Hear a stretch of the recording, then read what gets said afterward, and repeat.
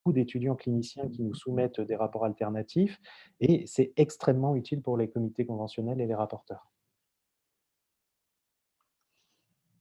Bon, bah, un grand merci. Ça me donne...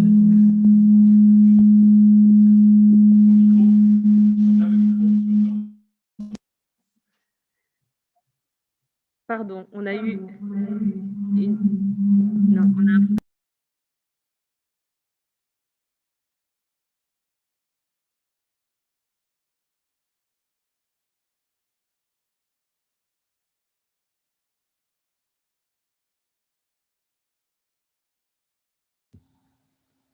Je ne sais pas si on m'a entendu. Je pense que c'est bon. J'ai rallumé. Je ne sais pas si j'ai été entendue. Je répète, un grand merci pour les éléments d'indication qui donnent des pistes de travail pour la suite et qui inspirent sans doute aussi les associations, puisque c'est un travail qui est fait par les associations également, hein, les rapports alternatifs. Donc, je ne sais pas si vous voulez rajouter quelque chose. Oui, en fait, je rejoins tout à fait ce qui vient d'être dit. Nous, on a la pratique de faire des rapports alternatifs, justement, qu'on adresse aux rapporteurs, aux différents rapporteurs par rapport aux observations qu'on fait au Cameroun. Et très clairement, le fait d'avoir des standards sur lesquels on pourrait s'appuyer pour formuler des recommandations sur diverses questions, c'est un outil qui est très intéressant. Et même à un second point, nous, on a une pratique un peu d'advocacy et on essaye d'engager avec les autorités publiques aussi pour l'amélioration de la situation. Donc, on essaie aussi de faire remonter les choses. Et je pense que d'avoir des standards qui sont déjà travaillés et réfléchis et pensés peuvent être un outil, une fois encore, pour ouvrir la discussion. Donc, clairement, ça a une utilité.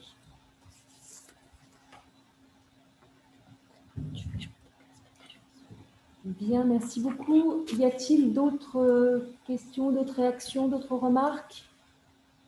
Je propose peut-être, compte tenu de l'heure, de clore la discussion et d'enchaîner sur les débats, puisque l'heure avance et sur les conclusions. Moi, je fatigue. L'heure avance et moi, je fatigue. Pardonnez-moi. Je propose donc de passer aux conclusions et je donne la parole à Nordine Drissi et à Charlotte Pifto en remerciant à nouveau les intervenants de cette fin de matinée. Alors, chers intervenants, chères intervenantes, chers participants, chers collègues et chers étudiants, je tiens à vous remercier chaleureusement pour votre participation et pour vos interventions tout au long de ce colloque et pour les échanges qui ont été très riches. Je vous remercie également pour votre adaptabilité à ce fonctionnement hybride qui n'est pas toujours évident à gérer du point de vue technique. Alors, comme nous avions pu le dire en introduction, ce colloque s'inscrit dans un projet plus large visant à écrire des règles internationales spécifiques pour les personnes passibles de la peine de mort et ou condamnées à mort, puisque le droit international ne prévoit actuellement rien de spécifique sur le sujet. Nous avons donc cherché à comprendre la spécificité de la condamnation à mort, mais aussi des enjeux juridiques qui sont derrière la peine capitale. Du point de vue des individus condamnés à mort, notre hypothèse de départ a été confirmée. Ces personnes subissent de nombreuses violations de leurs droits fondamentaux qui sont soit ineffectifs en pratique, soit absents. Dès lors, pour garantir une protection juridique effective de ces personnes, nous proposons un ensemble de règles minima sur les garanties judiciaires fondamentales, les conditions de détention et le traitement des condamnés à mort dans le monde. Sur le premier point, il nous semble primordial d'insister dans nos règles que tout simplement, les règles Mandela sur le traitement des détenus s'appliquent également aux condamnés à mort. Comme l'ont rappelé les intervenants sur le couloir de la mort, M. William Chabas, Mme Justine Barton et Noémie Lecolter, les condamnés à mort et les condamnés à perpétuité sont avant tout des personnes titulaires de droits et il ne devrait pas être possible de laisser mourir ces personnes à petit feu sous prétexte qu'ils font l'objet d'une grave peine. Même si cela devrait être une évidence, puisque ce n'est pas le cas en pratique, nous proposons de commencer nos nouveaux standards en rappelant que les condamnés à mort doivent également être traités avec le respect dû à la dignité et à la valeur inhérente à la personne humaine, comme tout autre détenu, comme tout autre être humain. Une fois ce constat rappelé, il est alors possible d'aller plus loin, en proposant des règles qui complètent le droit international et traitent spécifiquement des condamnés à mort. C'est évidemment un grand axe de travail, sans surprise difficile, puisque directement lié à des enjeux globaux qui irriguent les politiques pénales.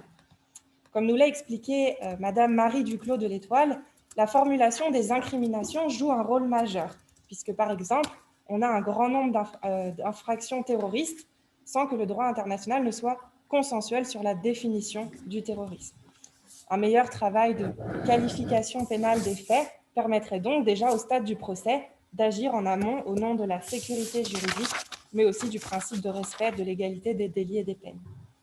En outre, dans de nombreux cas, et c'était un peu le fil rouge de notre colloque aussi, la peine de mort est le résultat d'un procès inéquitable, comme l'a montré Maître Nabil Boudi dans son intervention.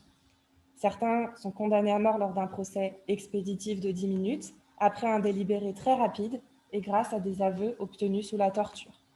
Ce point est en effet très important et il nous a semblé essentiel de prévoir une règle entière sur les garanties procédurales de la condamnation à mort.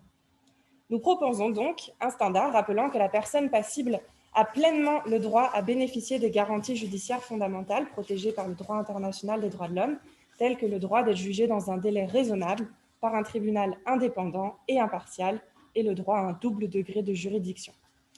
Pour cette raison, nous pensons également proposer d'indiquer que les tribunaux militaires, puisqu'ils ne sont pas en mesure de démontrer qu'ils remplissent les garanties prévues, ne devraient pas avoir la compétence de prononcer la peine capitale. Dans le cadre des groupes armés, le respect de ces garanties minimales pourrait également être une solution pragmatique pour encadrer les pratiques de condamnation à mort, comme l'a présenté Madame Anka-Elincé dans son intervention. Néanmoins, cela soulève d'autres interrogations qu'il nous faudra continuer de réfléchir. Enfin, puisque la loi influence évidemment la matière dont se forme l'intime conviction du juge, nous proposons également de promouvoir les formations de jugement collégial dans le cadre des crimes passibles de la peine de mort. L'intervention de M. Jean-Louis Le Saint a confirmé cette proposition, puisque la condamnation résulte d'un chemin de réflexion personnelle qui devrait pouvoir également provenir d'un débat entre différents avis. En outre, dans le cas où un jury populaire décide de la culpabilité de la personne, il semblerait que le droit pourra également être plus précis sur la formation de ce dernier, notamment afin de s'assurer qu'il soit réellement représentatif de la communauté, comme nous l'a montré M. Robert Lancaster avec l'exemple des États-Unis. Les interventions d'aujourd'hui ont également permis de confirmer divers éléments à mettre en avant dans notre proposition de standard, toujours sur cette question de l'accès à un procès équitable. Le droit à être informé des charges, le droit de bénéficier et de l'assistance d'un avocat, et le droit de disposer gratuitement d'un interprète. Plus spécifiquement, et pour terminer sur le rôle de l'avocat, Maître Richard Sédillot nous a montré que ce dernier peut avoir un rôle très important, juridique, pour rappeler le droit, mais pas seulement. L'avocat est aussi un soutien, un observateur, un orateur, un militant, un communicant. Monsieur Matt Davis et Madame Farah Gérari ont également confirmé le fait que l'avocat possède un rôle capital pour informer les détenus de leurs droits. L'accès à l'avocat est donc l'une des garanties minimales les plus fondamentales qui, comme l'a très bien rappelé Farah Gérari, peut faire la différence entre la vie et la mort. Alors, je vais maintenant laisser la place à Nordine Drissi pour parler des standards que nous proposons en lien avec la détention et l'exécution. Merci. Merci Charlotte. Je vais essayer de ne pas être trop long, de prendre uniquement quelques minutes puisque c'est déjà l'heure du déjeuner. Merci à toutes et à tous d'avoir participé à ce colloque. C'est vraiment un moment important pour le projet depuis 3 ans maintenant. Chaque année, il y a eu des événements donc, dans le cadre de ce projet. Merci, dans le cadre de ce projet. Et c'est vrai que d'avoir un colloque académique organisé sur cette question-là, c'est aussi une consécration quelque part pour la visibilité du sujet, de reconnaissance également du travail fait par les étudiantes, les ONG et la faculté de droit. Donc, je remercie en particulier la faculté de droit, mais aussi Anka et Charlotte pour leur engagement continu depuis le début du projet, qui va continuer. Parce qu'on a beaucoup d'éléments, et c'est une très bonne chose, et c'est mon point de départ, on a beaucoup d'éléments complémentaires pour nourrir, en fait. Et c'était l'objectif de ce colloque, pour nourrir encore nos propositions de standards. Donc, si ce colloque a permis effectivement de consacrer le fait que l'ensemble des règles minima révisées des Nations Unies pour le traitement des détenus, donc les règles de Nelson Mandela, constituent le socle fondamentales pour la protection des droits des personnes privées de liberté, quel que soit leur statut et quelle que soit leur catégorie. Les très riches interventions qui ont été partagées durant ce colloque nous ont permis de confirmer une hypothèse initiale, un constat initial de l'existence de vides juridiques qui concernent les droits et les garanties inhérentes aux conditions de détention et de traitement des condamnés à mort. Ces lacunes, notre souhait est donc par des propositions de propositions complémentaires de règles vise donc à être plus précises et à combler justement ces vides. Et à proposer donc des modifications qui nous semblent nécessaires. Et dans ce cadre-là, l'intervention du professeur Touzé, cette convergence sur l'analyse de ces règles de Mandela qui sont essentielles, qui sont perfectibles et qui peuvent être plus précises, est une très bonne chose aussi pour nous. On a effectivement sur le plan de la réflexion du projet déjà pensé à la question de l'irrigation, on va dire, de notre travail via la présentation de rapports alternatifs. C'est en cours, donc vous allez recevoir prochainement 1 ou 2 rapports alternatifs sur le sujet. Donc c'est parfait, on est effectivement non seulement sur la même longueur d'onde, mais sur la même convergence de vues et d'approches, et c'est très important pour notre travail de plaidoyer. Charlotte a parlé des garanties judiciaires minimales et des ajouts qu'on proposerait.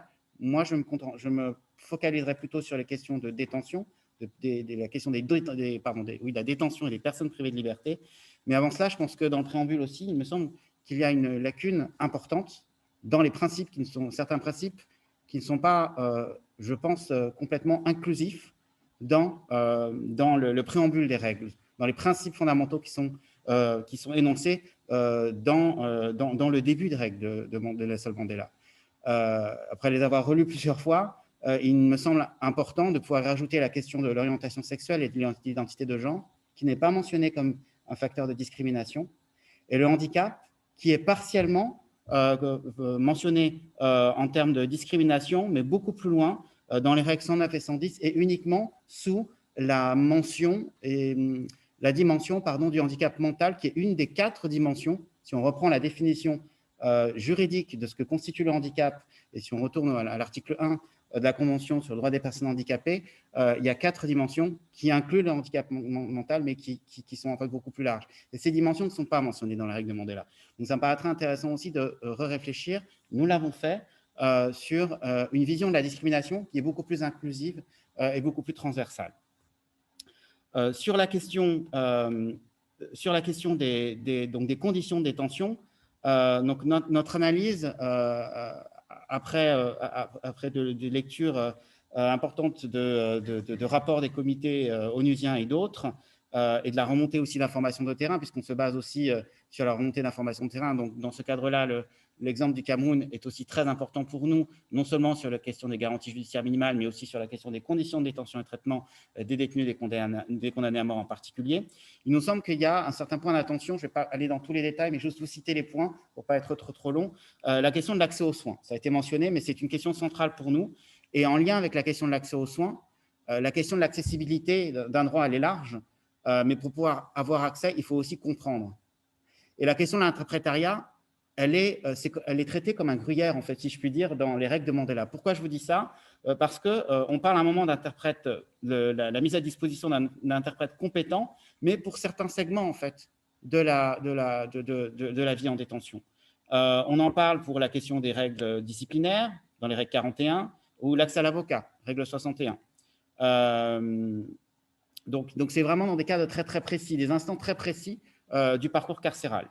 La question de l'alimentation, elle est traitée dans la règle de Mandela, mais par exemple, la question des régimes spéciaux alimentaires, elle n'est pas traitée par les règles de Mandela.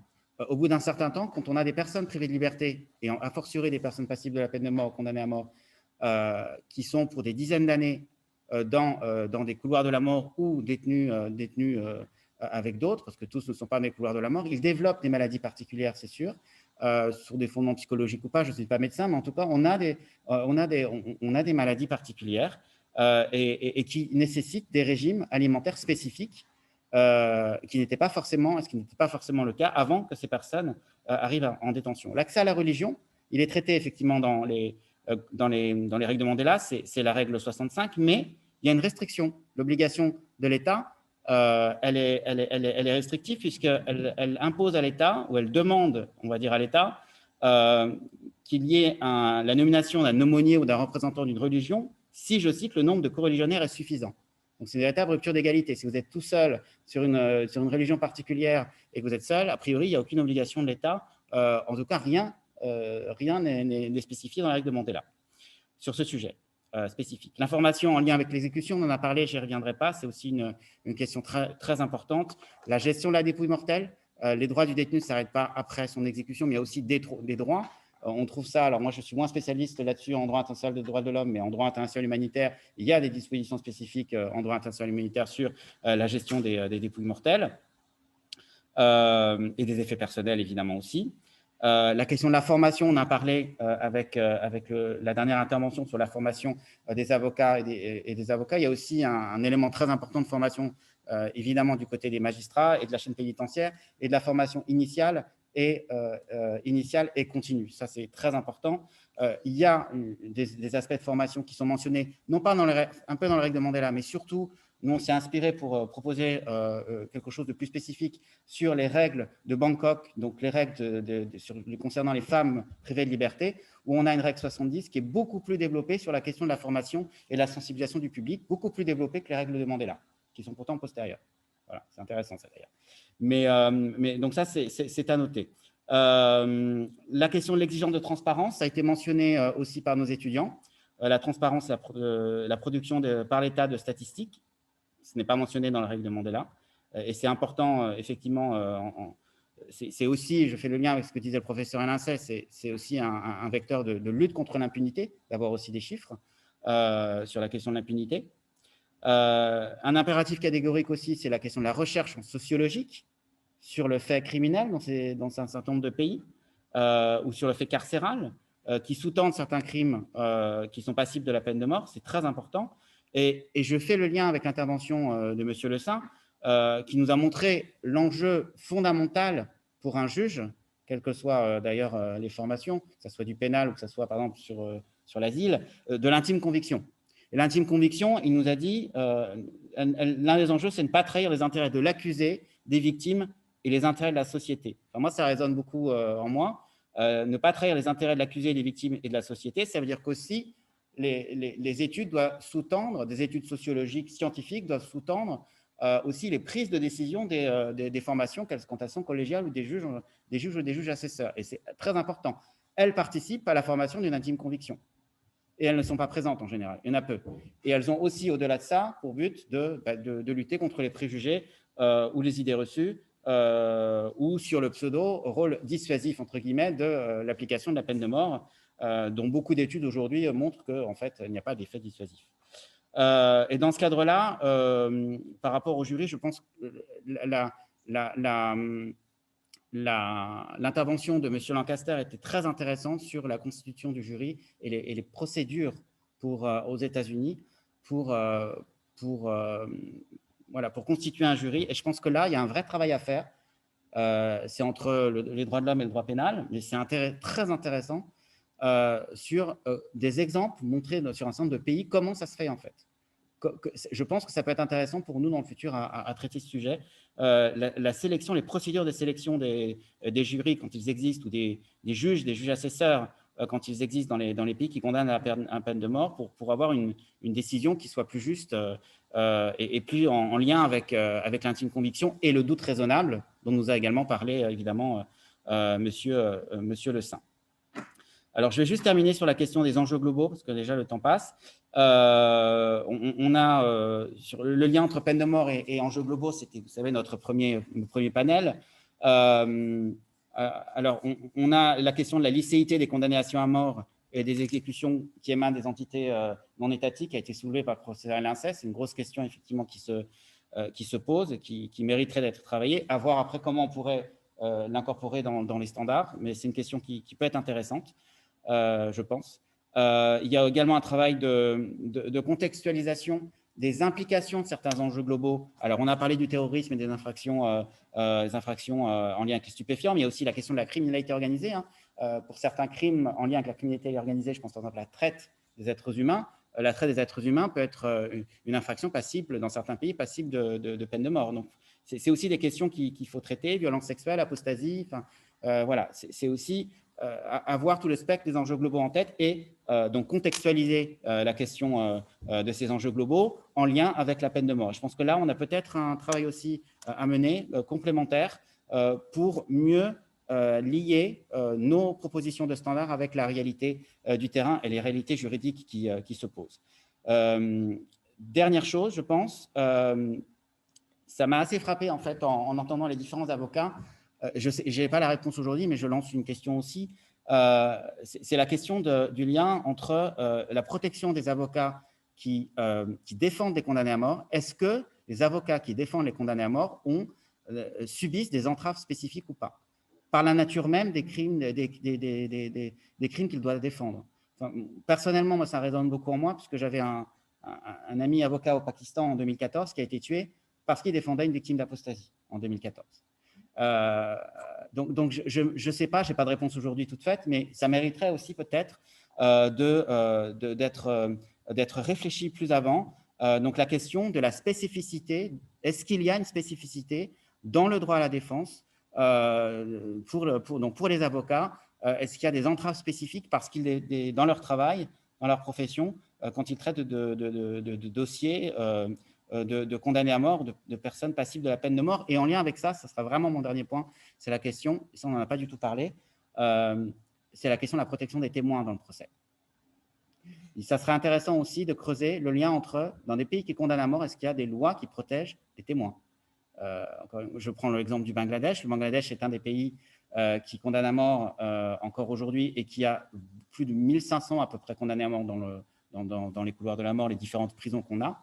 Et au Bangladesh, il n'y a pas de protection des témoins. Dans un système qui est extrêmement politique, qui est extrêmement autoritaire et totalitaire, qui est rivé, tout est rivé par le politique, en fait, y compris la question de l'administration judiciaire et l'appareil judiciaire. Voilà. Donc, je terminerai par là. Je vous remercie. Donc, on a beaucoup de pistes en fait, de travail. Je vous remercie encore. Je vous souhaite une très bonne journée et j'espère qu'on va poursuivre ensemble le travail. Oui, encore. Bravo.